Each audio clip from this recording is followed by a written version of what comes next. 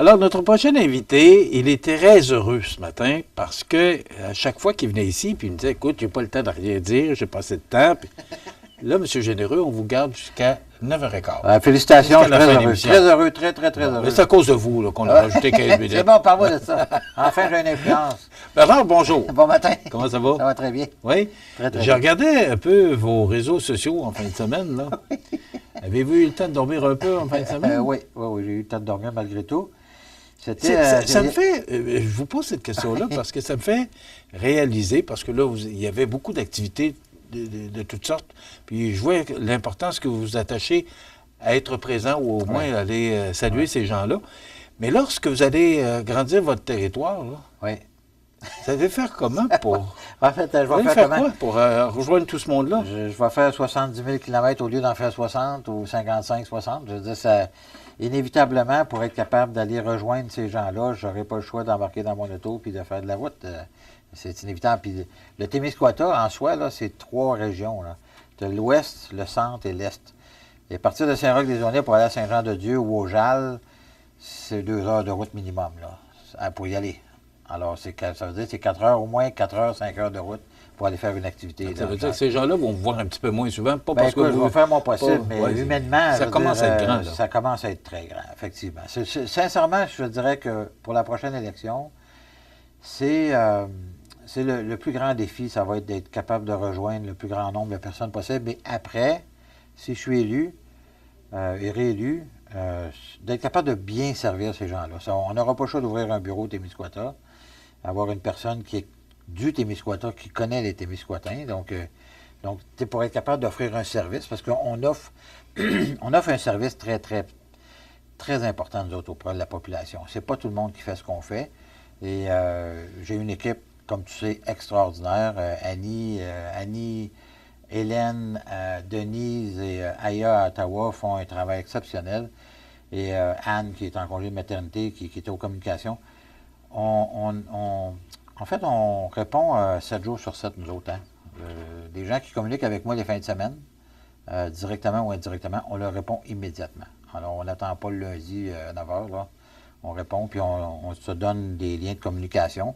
Des fois, il y a des urgences, puis on prend ces urgences-là. Donc, puis quand tu dis que j'aime être près de la population, en fait, c'est drôle parce que cette semaine, on me l'a presque reproché, là, d'être justement, en fait, j'ose pas utiliser cette appellation-là, mais Jean Damour, qui est chroniqueur dans une autre station de radio, a dit que finalement, j'étais presque un mangeur de spaghettis, là, parce que je faisais juste ça, puis que des enjeux, grands enjeux nationaux ou grands enjeux régionaux, je m'en occupais pas.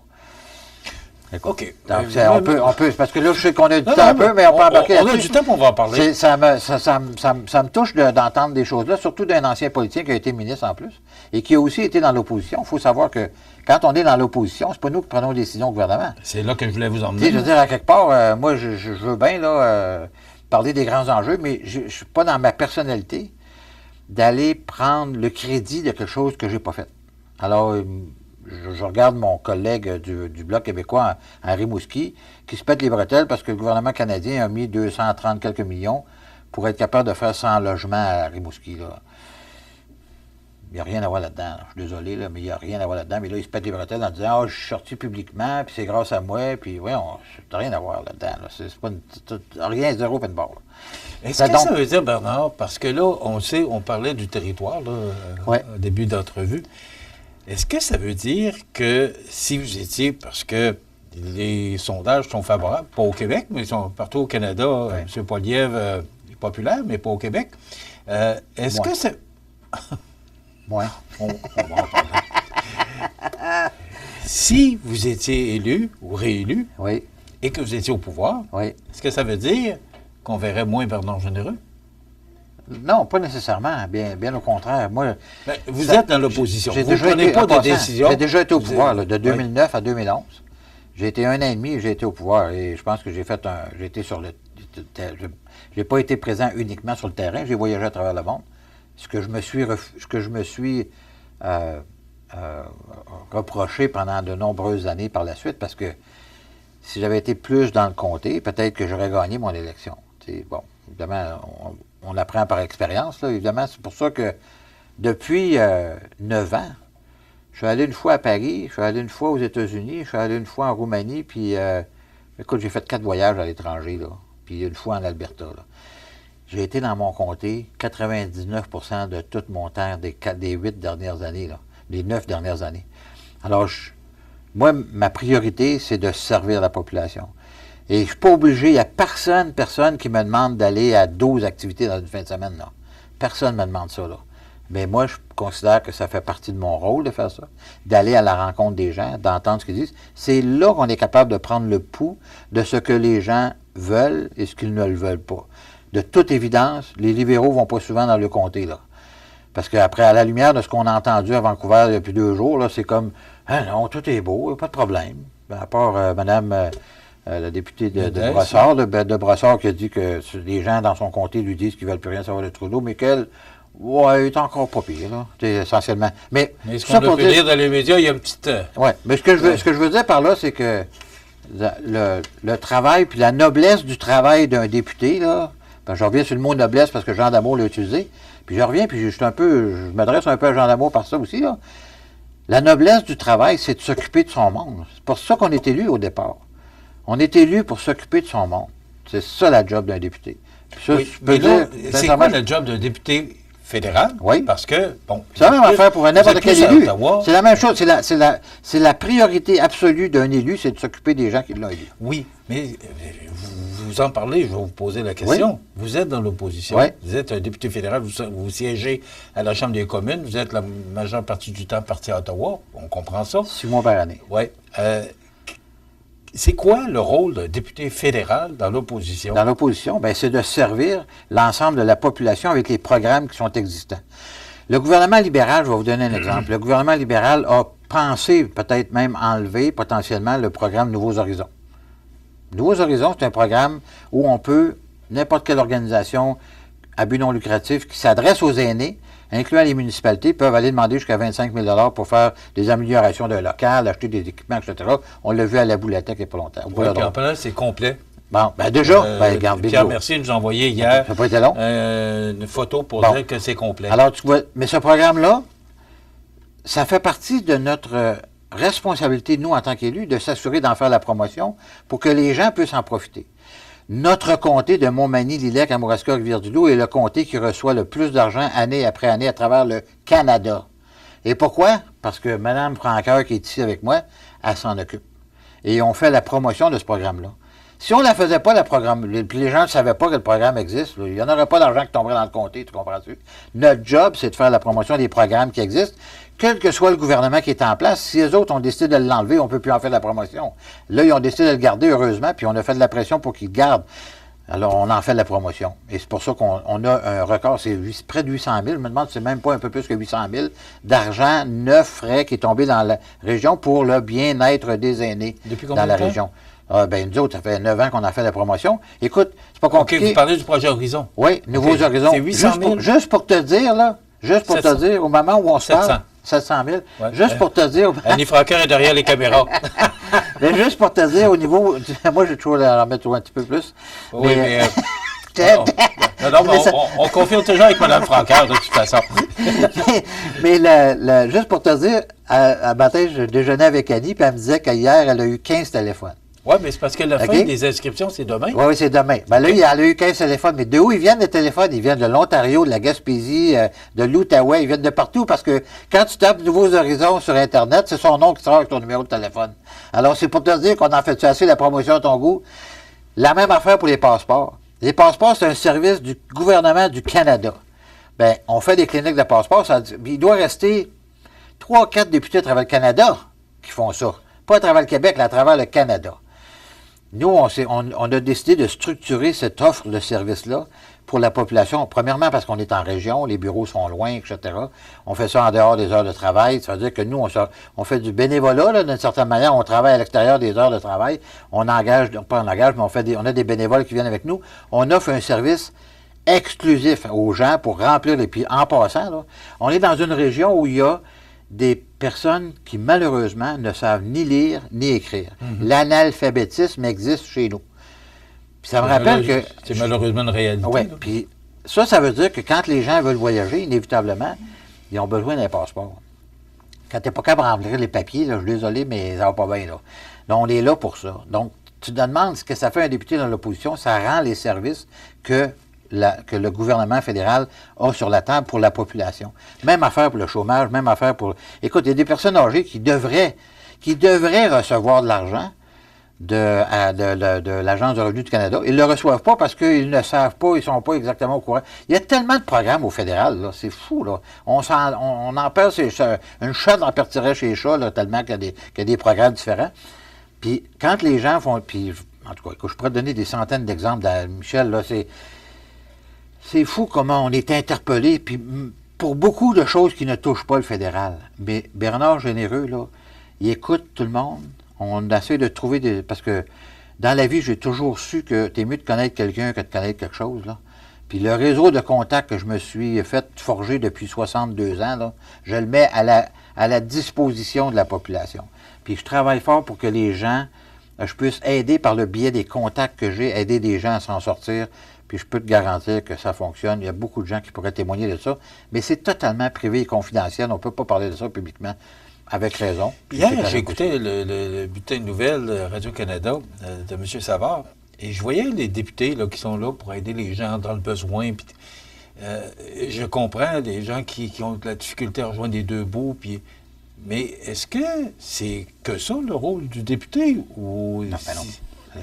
Développement économique, développement touristique. Non, mais je vous posais la question, à savoir, qu'est-ce qu'un député fédéral ou provincial, peu importe, dans l'opposition fait? Parce que vous l'avez dit en début d'entrevue, vous n'avez pas de pouvoir, vous êtes dans l'opposition. En fait, on a du pouvoir dans la mesure où... C'est pour ça que je vous pose la question. C'est important qu'on en parle. Mais je vais te donner un exemple. Je suis sur le comité de l'industrie et des langues officielles à Ottawa. On va prendre l'industrie. Le comité de l'industrie, là, on est en train d'étudier, par exemple, C-27, qui est un projet de loi du gouvernement. Ça fait 2 ans qu'ils ont déposé. Puis ils ont tellement mis d'embûches. C'est un projet de loi sur l'intelligence artificielle et la vie privée.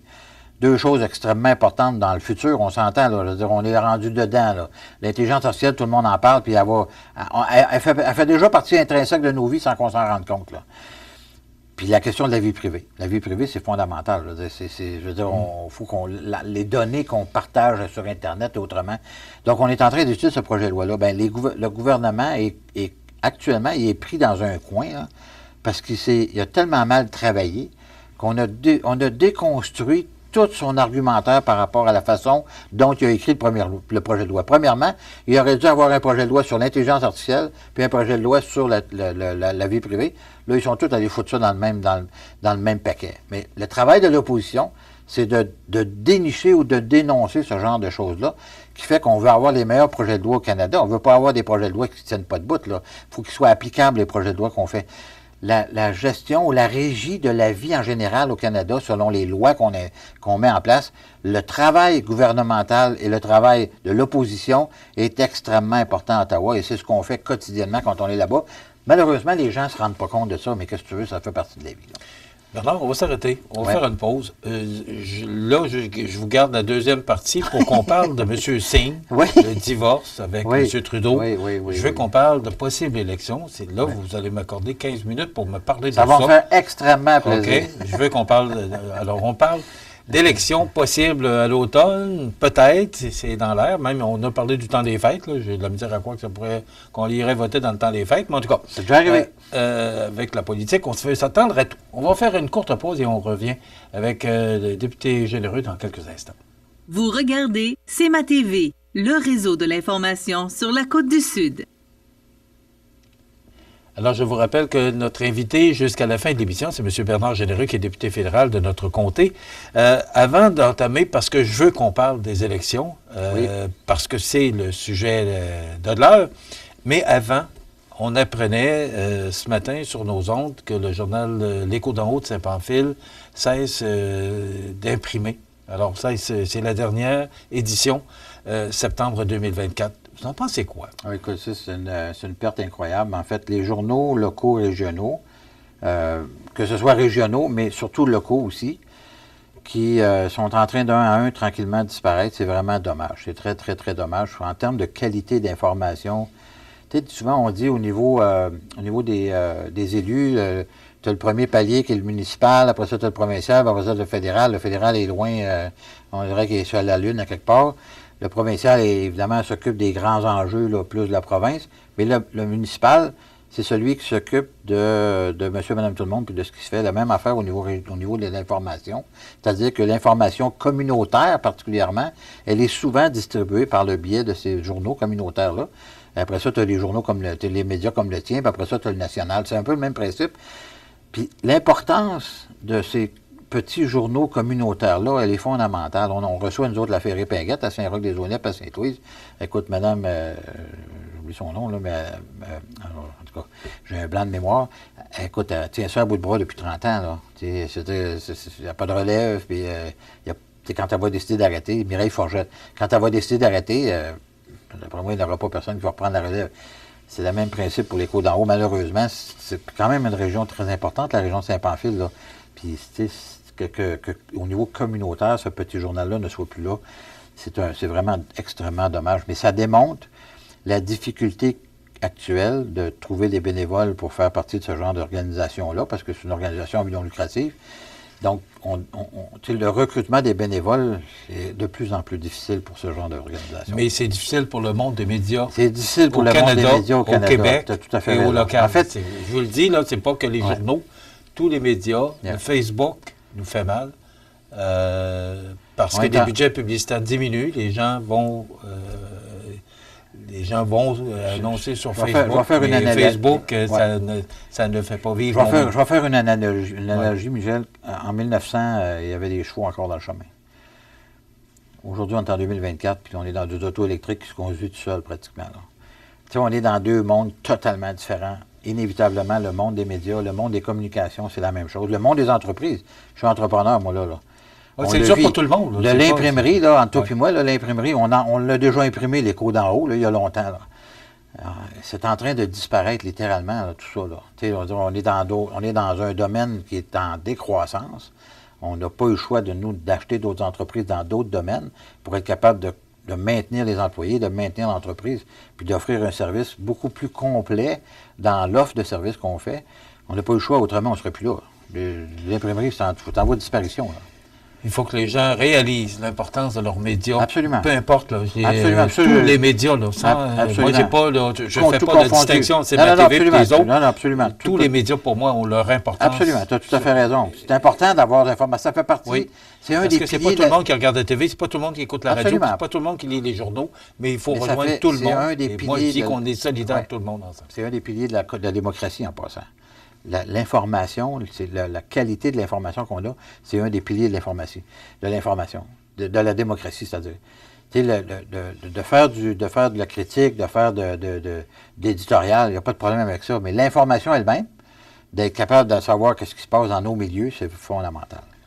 Et les gens doivent penser, réaliser à quel point leur média est important. Absolument. S'il n'y a plus de médias, on fait quoi pour ça? La façon que ça survive... Est-ce que Facebook fera le job? C'est la question qu'il faut se poser. La façon que ça survive, c'est qu'on encourage en prenant de la publicité pour vendre les produits qu'on a à vendre dans nos régions. C'est le seul moyen de faire vivre les médias. Il n'y a pas d'autre moyen. Bernard, je veux vous entendre, il reste 10 minutes. Oui.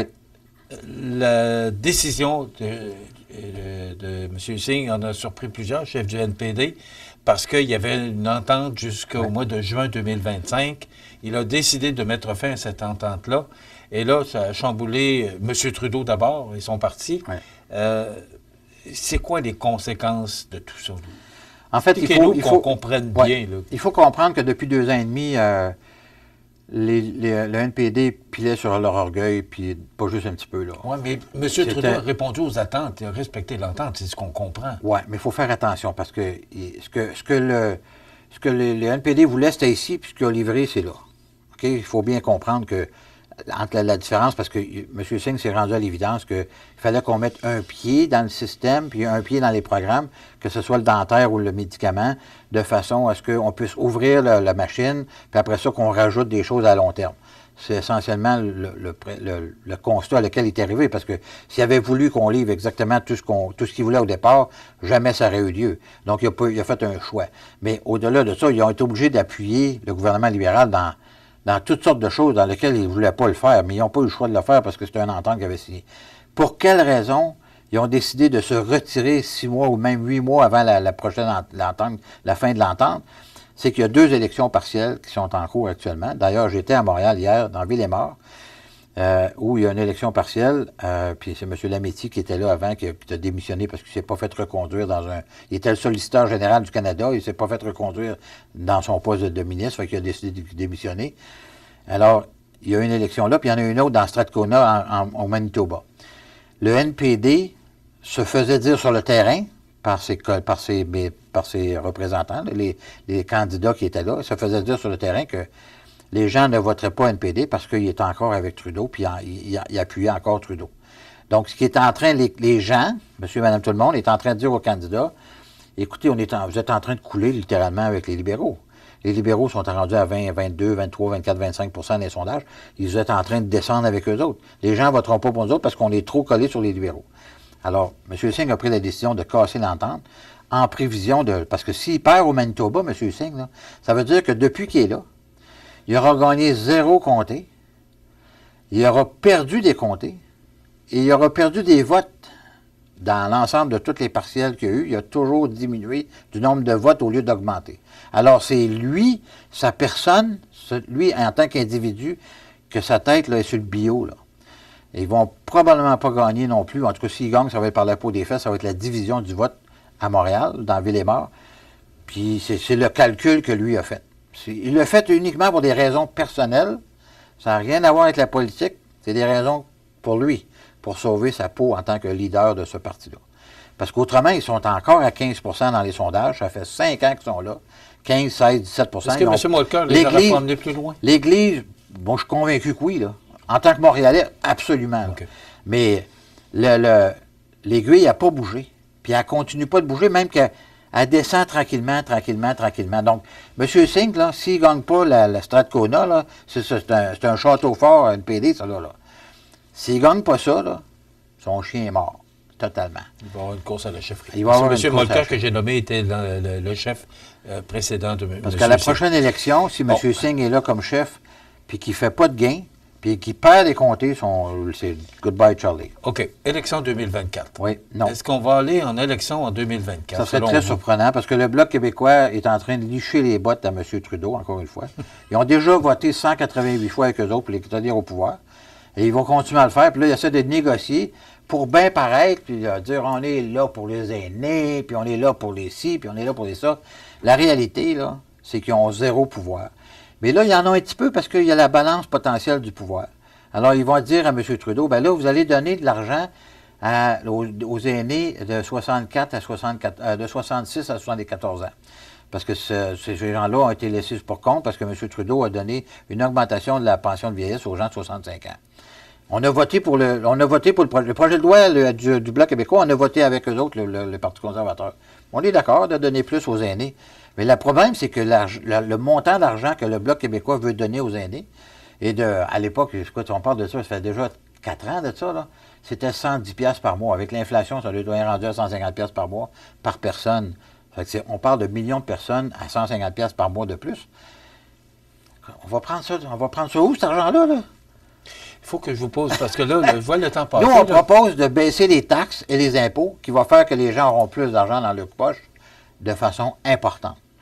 Puis là, je ne suis pas supposé parler de ça publiquement, mais dans notre plateforme électorale, il y aura une mesure pour les 65 ans et plus qui travaillent pour avoir plus d'argent dans leur poche en travaillant, qu'ils ne soient pas... Pour les inciter à retourner au travail. Les gens qui veulent retourner au marché du travail. OK. Pierre Poilievre, hier, je regardais, j'ai mentionné le bulletin de M. Savard, et je voyais là, que la Ville de Québec là, travaille parce que s'il y avait une élection, on sait que M. Poilievre n'est pas très en faveur du tramway à Québec. Est-ce que tout ça, Bernard, ça ne vous nuit pas à quelque part au Québec? On sait que M. Poilievre, les sondages ne l'avantagent pas. Là. En tout cas, les sondages sont bons à Québec. On sait que la bataille va se faire entre le Bloc et le Parti conservateur du Canada. Ouais. On voit les sondages, vous les voyez comme moi, qu'au Québec, le Bloc est en première position. Au Québec? Est-ce que des choses comme ça, des dossiers comme ça, ou ce qu'on entend de M. Poilievre, bon, Parti conservateur, vous le savez, vous êtes 9, 10 députés au Québec. Les 9. 9, bon. Ouais. Puis c'est toujours la même histoire. Ouais. Ça a été la même chose avec les chefs précédents. Allez-vous finir par prendre... Parce que Québec est important. Écoute, c'est l'élection... Si vous voulez prendre le pouvoir, M. Généreux, il faut que le Québec vous supporte. Si vous aviez... Pas vous, mais le parti. Si vous aviez posé la question à M. Blais, qui était le député de Montmagny-Bellechasse à l'époque, avant l'élection avec Brian Mulroney, il n'aurait pas pu vous répondre pour dire, bien, attendez de voir mon chef, vous allez voir qu'est-ce que mon chef a dans le cœur, puis qu'est-ce qu'il a dans le ventre. La réalité, c'est que les gens ne connaissent pas Pierre Poilievre. Ils vont le connaître durant l'élection pendant 30 jours. Ils vont le voir 25 fois par jour à la télé. Ils vont se faire une idée par rapport à ce qu'il y a dans le ventre. Il paraît d'être fâché puis d'être méchant, M. Poilievre, mais il reflète exactement le sentiment que moi j'entends ici, puis qu'on entend à travers le Canada. Là. Les gens, quand ils vont voir l'élection, puis ils vont entendre ce qu'on a à offrir, ce qu'on a à dire, parce qu'on va être au pouvoir, là, on va être capable de faire ce qu'on dit qu'on va faire. Là. Puis Dieu sait qu'on va le faire, parce que je peux te dire une affaire, on a déjà annoncé plusieurs de nos politiques, là. Plusieurs de nos politiques. Alors, ils vont déjà... Puis je reviens sur le tramway. Le tramway, Pierre a été clair, là. Il ne peut pas être plus clair que ça. On ne mettra pas d'argent là-dedans, mais on va mettre de l'argent dans le troisième lien. C'est un choix politique, celui-là. Là. C'est un choix politique. Non, mais le tramway va se faire quand même, il va se faire par la Caisse de dépôt, avec la Ville de Québec et le gouvernement du Québec. Le gouvernement fédéral n'est pas dans l'ensemble de tous les projets qui se passent à travers le Québec. Ils ont déjà annoncé, le Parti libéral là, de M. Duclos a déjà annoncé... Puis Pierre a déjà dit que s'il arrivait au pouvoir, qu'il allait enlever le milliard qui était là. En passant, c'est un projet qui était de 3,5 milliards il y a 7 ans. Là, on est rendu à 15 milliards, là. 14, entre 10 et 15 milliards. Bernard, il reste 2 minutes et demie. Pour 12 kilomètres. Est-ce qu'on va en élection en 2024? Non. Je sais que vous n'avez pas de boule de cristal. Non, là, mais... probablement pas. Ça serait surprenant. Il y a 3 élections provinciales au Nouveau-Brunswick, au Manitoba, je pense, en Colombie-Britannique, au Saskatchewan, je pense, puis la Colombie-Britannique. Vous l'avez mentionné, la priorité du Parti conservateur du Canada sera? De remettre l'argent dans les poches des gens en baissant les taxes et les impôts. Première des choses. Puis ça va se faire extrêmement rapidement. Bâtir des maisons. On a des terrains, puis écoute, ça fait déjà des lunes et des lunes qu'on dit ça au gouvernement. On a des terrains. Un déficit de 40 milliards. C'est quoi pour le Parti conservateur du Canada? Comment il voit? On veut réparer le budget, c'est-à-dire revenir à l'équilibre budgétaire dans un horizon sécurisant, pas où on va tout couper partout. C'est pas ça qu'on veut faire, pas en tout. D'ailleurs, on nous accuse qu'on va tout couper.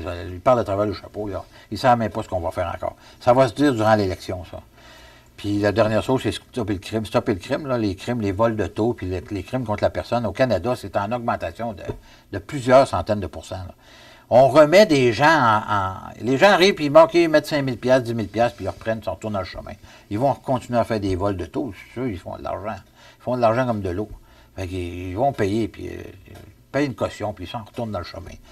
Les gens sont retournés dans le chemin, là, à tous les jours. C'est en prison qu'il faut qu'ils aillent, pas dans le chemin, là. Le retour en chambre la semaine prochaine? Le retour en chambre la semaine prochaine. Puis on a bien hâte parce que ça va être un contexte très, ça va bouger, puis ça va bouger vite, là. Tout peut arriver, essentiellement. Il faut bien qu'on retourne dans un vrai gouvernement minoritaire. Nous, on va déposer une motion de non-confiance très rapidement, aussitôt qu'on aura l'occasion de le faire. Donc, on va voir qui c'est qui va sauver face à Trudeau encore une fois. Merci d'avoir été avec nous. On se retrouve au mois d'octobre. Entre-temps, on se parle s'il y a des dossiers importants. Demain, on vous propose la chronique « Cultiver sa santé mentale » avec le trait d'union et Mélissa Boissard. Et on reçoit Mme Diane Bérubé, qui est la directrice générale du Journal des Comptes en haut, qui va nous expliquer en long et en large ce qui a incité la décision du conseil d'administration et de Mme Bérubé de cesser la publication. Le Journal des Comptes en haut, là, papier.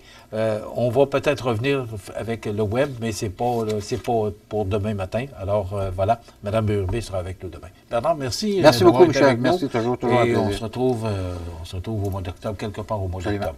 Avant, un peu, ce qu'Annie nous a dit un peu avant la clinique de passeport. Oui. Voilà, ça complète